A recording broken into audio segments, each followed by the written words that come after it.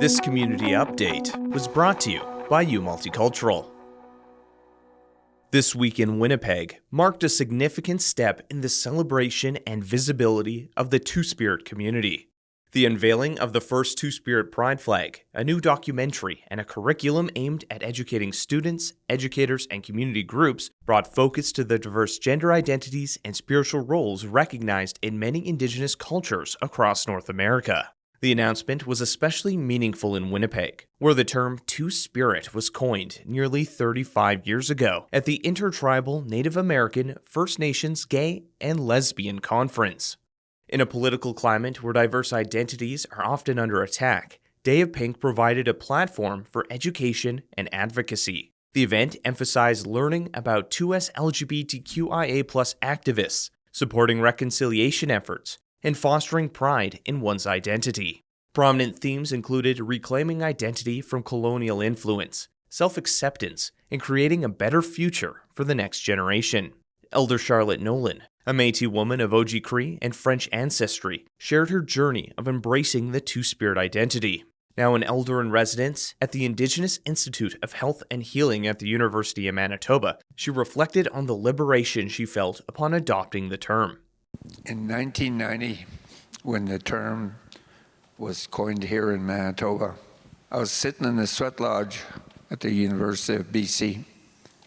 And that's when I was told who I was. And I announced it to the people that were in the lodge.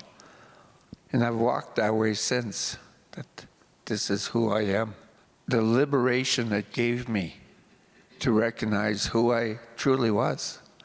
And you know, I was traveling back from our Sundance grounds 2 years ago. I had a friend with me in the truck. And as we got to the city limits, I was told, this is why you're here on Mother Earth. This is what you have to do. You have to leave footprints behind that others will choose to follow. The documentary, Reemergence, features Elder Nolan alongside artists, advocates, and elders who share stories of advocacy, identity, and community building. Filmed in Winnipeg, it includes voices such as Elder Barbara Bruce, Vida Lamour, Brielle Beardy Linklater, and Feather Talia. For Elder Nolan, the term Tastawiniao, meaning those who walk in between the two worlds, captures the essence of being Two-Spirit. It reflects a spiritual and cultural blessing, embodying masculine and feminine spirits and bridging the physical and spiritual worlds. Vida Lamour, a leader in Winnipeg's drag scene and co-founder of the Bannock Babes, expressed pride in the visibility Reemergence brings to the Two-Spirit experience. Just when I was starting to come out into, let's say, the queer community, I've always been on the fence about gender and always been confused about gender. And I think that when I came out into the queer community and started doing drag, there wasn't really much representation for Indigenous people, let alone Two-Spirit people. So I think it's important that these conversations are happening, because now, like, there's a community for you to belong to, and like, you don't necessarily have to be of one, gender of sorts. And then we're being represented finally. Like this Two-Spirit flag, this flag should have existed like years ago. So it's really important. Feather Talia, Bannock Babes co-founder and mother of the House of Wolves, highlighted the importance of amplifying Two-Spirit voices in reconciliation efforts. I think we should all give props to the people that have been doing the talking, have been putting on these events, because it's happening across Turtle Island, yet I don't think people do get to see it as often as it is happening, because it's not a conversation people technically or want to have. So it's nice to have even a place where we can even start.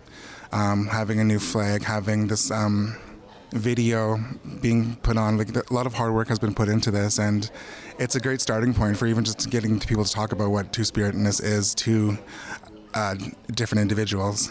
Winnipeg educator Sarah Martins and Holly Cobb expressed excitement about the event's impact on their students. Martins explains. First of all, they feel special getting to come to a big event at the museum. It's important for them to see a bunch of people coming together in support of the same thing, whether they identify with this community or not, to be a part of history with the new flag being unveiled, and to see themselves represented or their people they care about represented. Both teachers highlighted the need for better educational tools to teach Two-Spirit history and identity. They praised the free resources provided by Day of Pink, with Cobb calling on greater investments from Winnipeg schools and divisions to create inclusive classrooms.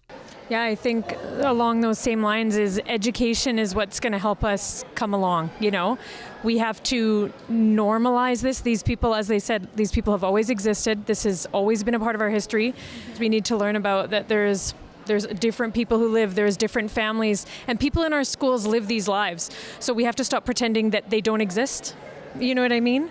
So I think it becoming part of our education, I think Winnipeg schools still need to come a little bit further in just making it part of our everyday, this is just what it is.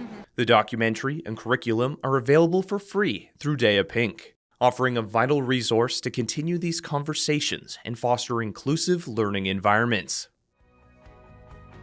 You're listening to U Radio, where diverse voices connect. Stay tuned for more stories and insights that matter. With U Multicultural and the Local Journalism Initiative, I'm Ryan Funk.